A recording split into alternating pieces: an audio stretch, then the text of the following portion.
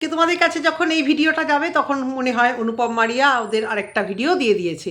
তো যাই হোক, আমি তো সকালবেলা বা কালকে ওদের ভিডিও দেখার পরে আর ওদেরকে নিয়ে ভিডিও করিনি। তোমরা এই ভিডিওটাই দেখে নাও এখন। পরে আরেকটা কন্টেন্ট অবশ্য করেই করব। তো মারিয়া অবশ্যই সে বাড়ি ফিরেছে। তবে ওরা অনেক পুরনো ভিডিও দিচ্ছে, অনেক পুরনো, মানে মানডেতে না, বোধহয় টিউসডেতে বাড়িতে গেছে, তাই না? টিউসডে কি, তবে 4 দিনের মাথায় বাড়িতে গেছে। এখন তাড়াতাড়ি ছেড়ে দেয়, আগে সিজার হলে আমাদের সময় 5 দিন মতো ছেলের বেলা রেখেছিল, রাখে। এখনও বুঝতে পারছি না যে ওর স্টিচ নাকি তোমার পেস্ট করে দিয়েছে। কারণ স্টিচ করলে তো বলতো আরেকবার স্টিচটা কাটতে ওকে চেম্বারে আসতে হতো। সে এখানে না হোক, ওদের বাড়ির আশেপাশে যদি এই ডক্টরই বসেন তবে তিনি কেটে দেবেন, বা অনেক সময় মানে অভিজ্ঞ ডাক্তার আশেপাশে এবং হেল্পিং হ্যান্ড দিয়ে অনেকে যারা অনেক ডিস্টেন্সে থাকে মনে হয় স্টিচটা কাটে। আমি শুনেছিলাম, এরকম আইডিয়া নেই। আমরা তো আবার নার্সিংহোমেই ফেরত গিয়ে বা চেম্বারে হোক নার্সিংহোমে হোক গিয়ে স্টিচটা কাটতে হয়। তো খুব সুন্দরভাবে গাড়ি সাজিয়েছে এবং ওর মা বাবাও বাড়িতে দেখলাম গেট ফেটগুলো খুব সুন্দর সাজিয়েছে, এত সুন্দর করে ভিডিওগুলো করছে, খুব ভালো, মানে চিন্তা ভাবনা করে অনেক প্ল্যানিং করে। এখানে ব্লগারদের না খুব মানে মজা আর কি, মানে সমস্ত কিছু ওরা অনেক দিন পরেও দেখতে পাবে, যেটা আমরা যারা মানে তখন ব্লগিং নেই, কিছু নেই, তখন ওই স্টিল ফটো আর টুকটাক ওই ভিডিও ক্যামেরায় যেটুকু হয়েছে ওইটুকু ছাড়া অত ডিটেলসে তো আর ভিডিও হয় না, সামান্য সামান্য জিনিস। তো ওদের খুব ভালো যে ওরা প্রতিটা স্মৃতি ওরা সত্যিই দেখতে পাবে। এই জায়গা থেকে সোশ্যাল মিডিয়াকে ধন্যবাদ না দিয়ে সত্যিই পারা গেল না। তো বাড়ি থেকে ও হয়তো ইনস্ট্রাকশান দিয়েছিল, ওর হয়তো ওই রাজ বিট্টু ফিট্টু ওরা তো খুব এক্সপার্ট, খুব হেল্প করে ওকে।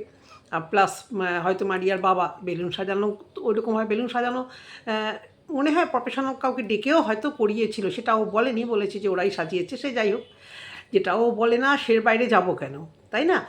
ওর মানে ব্যক্তিগত আত্মীয় নিয়ে বা কিছু নিয়ে। তবে আমার একটা জিনিস মনে হচ্ছে, আমি বলছি যে মনে হয় মারিয়ার শ্বশুর শাশুড়ি এবং মা বাবা এখনও পর্যন্ত ওরা মনে হয় না ওদের কোনো মানে সামনাসামনি দেখা বা মেলবন্ধন হয়েছে।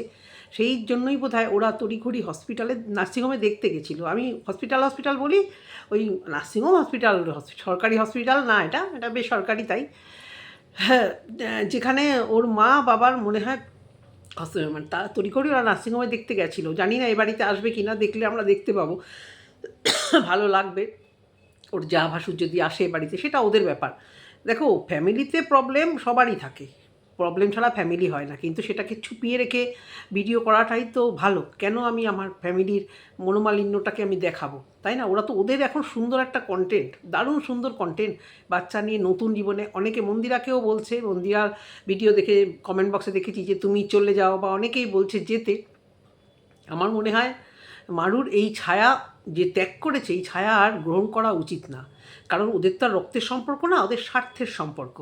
যতই মন্দিরা কষ্ট পাক, ওই স্বার্থের সম্পর্ক। মারিয়া এখান থেকে বেরিয়ে এসেছে, অনুপমকে খুব সুন্দরভাবে গার্ড করে নিয়ে এসেছে। অনেক নেগেটিভিটি, অনেক নোংরামোর মধ্যে, এবং অনুপমের সাথে মারিয়ার ছাড়াছাড়ি করানোর জন্য এরা চেষ্টা কম করেনি এদের দিদিরা।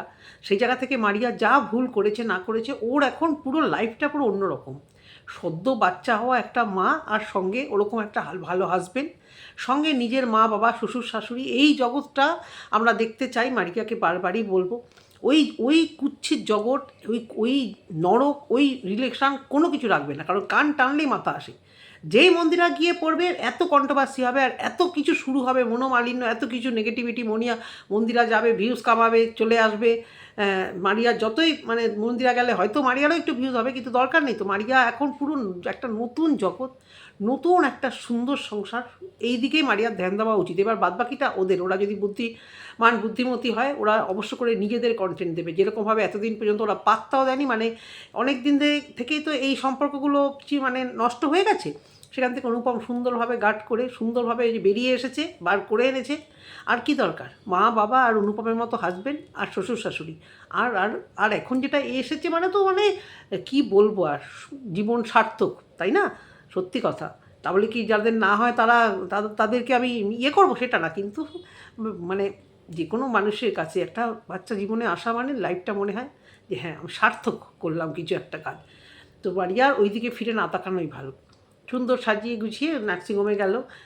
মারিয়া গুদগুদ করে খাচ্ছিল, জানি তো খিদে হয়। শোনো অনুপম, বলছো না একরকম খাবার দেয়, ওটাই নার্সিংহোমের নর্মাল ডায়েট, কারণ সব পেশেন্টই ওটা খেতে পারে। বাটার, পাউরুটি, ডিম, কলা, বাড়িতে গিয়েও একটু চেষ্টা করো, সঙ্গে যদি দুধ সহ্য হয় দুধ খাবে।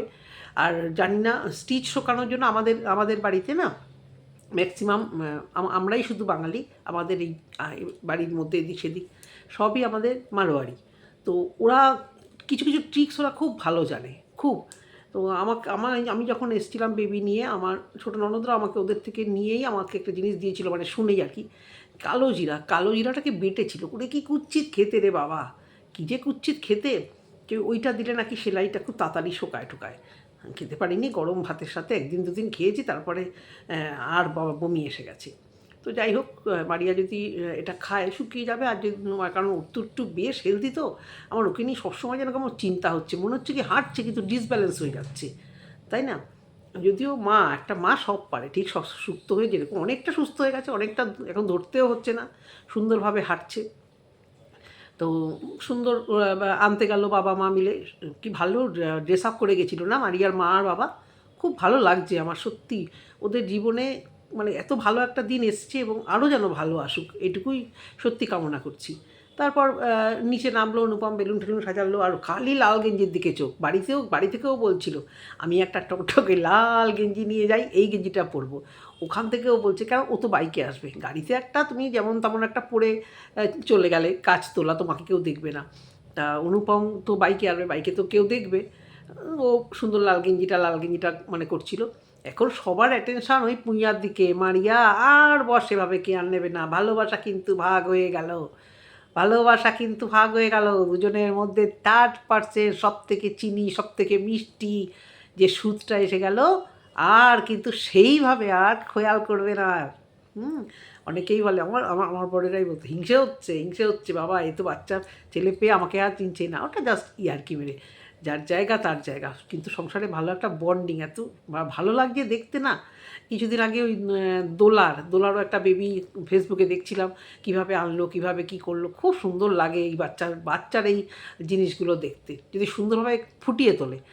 বাচ্চাটা মনে হচ্ছে বিভৎস মিষ্টি হবে, ফর্সা টুকটুক করছে, কারণ মারিয়া তো ভীষণ ফর্সা, মুখশ্রীটাও মারিয়ার সুন্দর, শুধু একটু চেহারাটা ওরকম, আর হাত পাগুলো একটু মানে মনে হয় ছোটোবেলা মেসেজটা ঠিক মতো দেওয়া হয়নি। হ্যাঁ, মারিয়াকে এই ব্যাপারে অবশ্য করেই বলছি।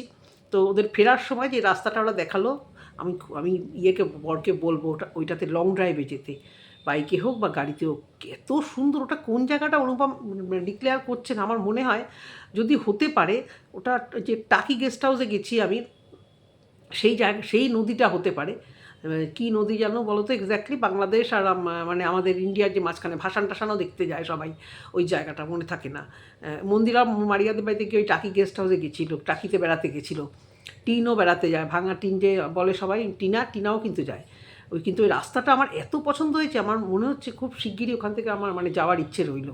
কলকাতার এই জঘন্য গ্যাঞ্জাম ছাড়িয়ে এত সুন্দর একটা মানে সিনারি, প্লাস ওখানে গান সেট করেছে, বেবির গাড়িটা পেছন আসছিলো, আর ওই বিট্টু সাথে আসছিলো, কারণ ভিডিও করার জন্য, কিছু সাজানোর জন্য, কিছু কাজের জন্য। বলছি না সবসময় লং জার্নিতে যদি কাজে যাও তাহলে ঠিক আছে, একা যাচ্ছ, কিন্তু যখন দরকার কাউকে, সেকেন্ড কাউকে নেওয়াই যায়।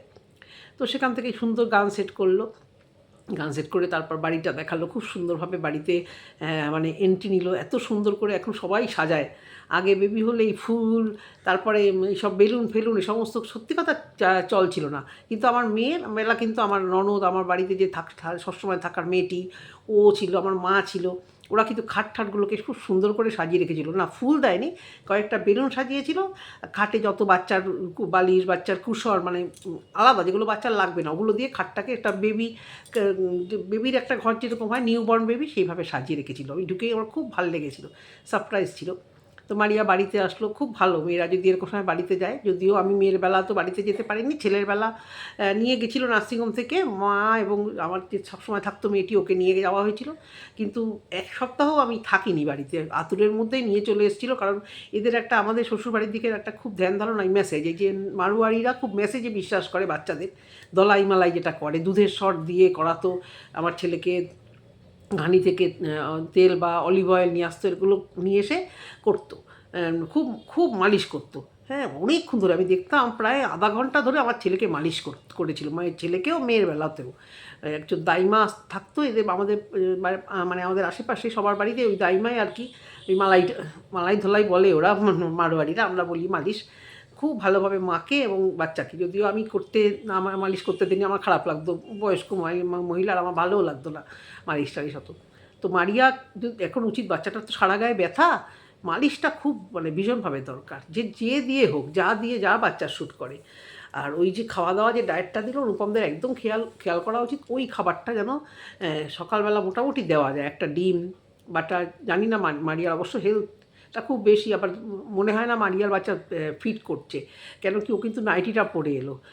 আমরা যারা মা হয়েছি, আমাদের বাচ্চা যেহেতু দুধ খেত, সামনে বোতাম দেওয়া কুর্তি বা শাড়ি বাচ্চার দুধ খাওয়ানোর জন্য, যেখানে আমাদের নার্সিংহোম থেকে আমার ননদরা শাড়ি ব্লাউজ এগুলো রেডি করে নিয়ে গেছিলো, ওখান থেকে ওইটা পরেই এসেছি। কারণ ওইটুকু ডিস্টেন্স হলেও যদি তুমি প্যাঁ করে কাঁদে, তাহলে তো তাকে তো দুধ খাওয়াতেই হবে। ও কিন্তু ফিডিং করাতে পারছে না, আমি 100% শিওর হয়েছিলাম। এবং ওই যে বললো না যে এখন এটা দিয়ে খাক, পরে ট্রাই করবে, আমি নিজের চোখে দেখা, আমার মানে নিজের চোখে 2-3টে কেস দেখা, বা বাচ্চা কিছুতেই সেই দুধটা খায় না, মারাও সহ্য করতে পারে না, চিৎকার মারে করে। আর অনুপম বলেছিল মারিয়া এমনি খুব স্ট্রং, সহজে ভেঙে পড়ে না। আমার মারিয়াকে তাই লাগে না। হ্যাঁ, অবশ্যই সিজার হওয়ার পরে ও হাঁটতে পেরেছে, সব পেরেছে, কিন্তু ও ভীষণ উতুপুতু করে নিজেকে রাখতে চায়, একটুতেই ও মানে খুব এটা করলে তো হবে না, সেটা ওদের ব্যাপার।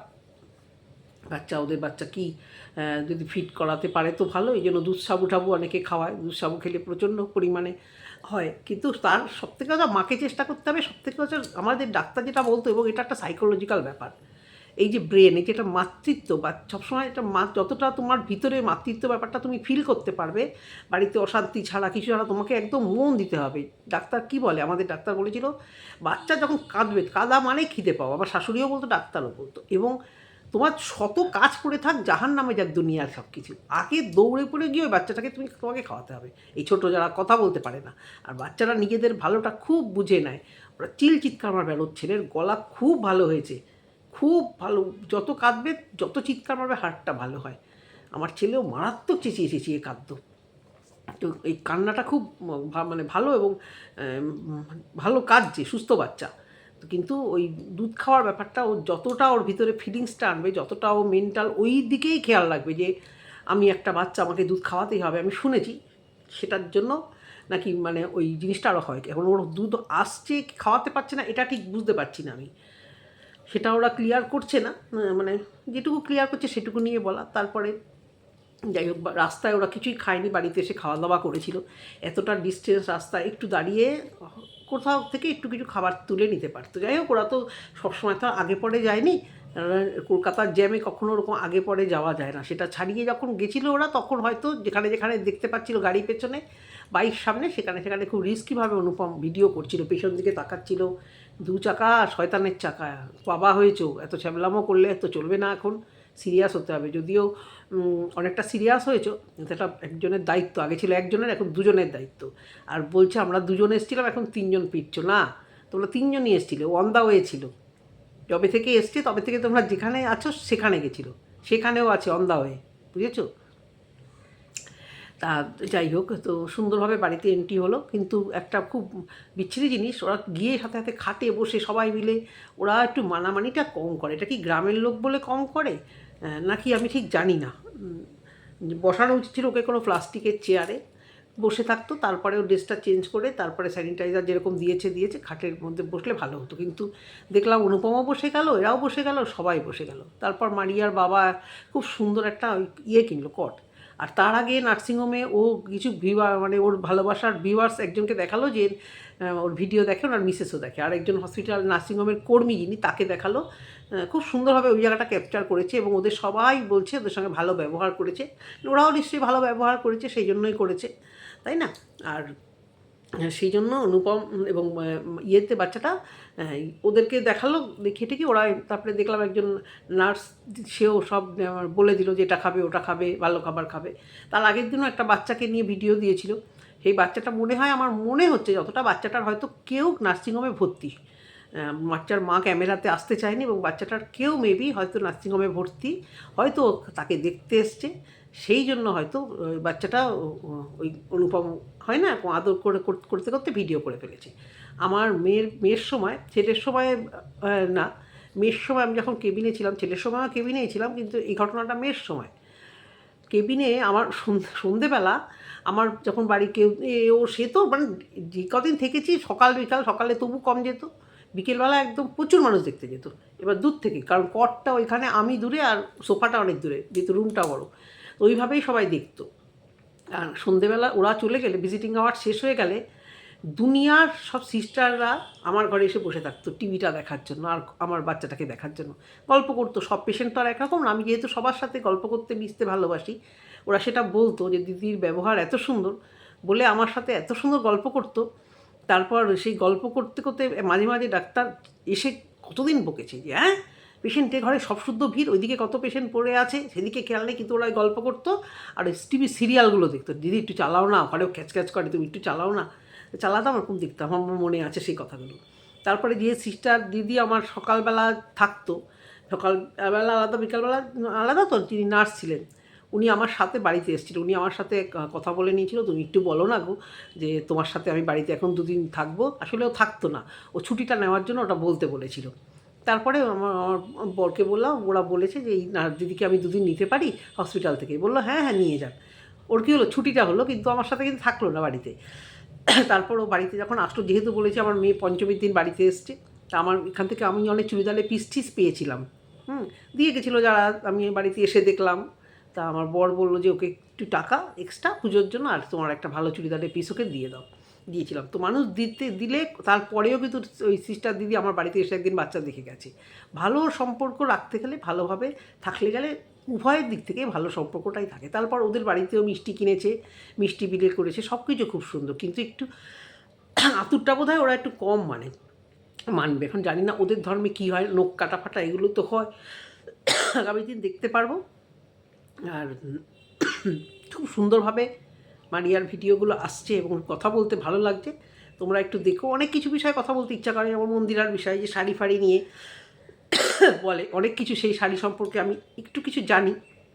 আমার একটু মার্কেটে ঘুরে ছানবিন করার খুব ইচ্ছে, এগুলো আমার ননদদের থেকে আমার মধ্যে এসছে, কোন দোকানে কোন ইয়েতে কী শাড়ি। আর এখন তো অনলাইনে যা মানে ছানবিন করি, তারপরে সে অনলাইন দেখে আবার অফলাইনেও, সেই সব কারণে বলতে ইচ্ছে করে, কিন্তু কটা ভিডিও করব আর কি করব।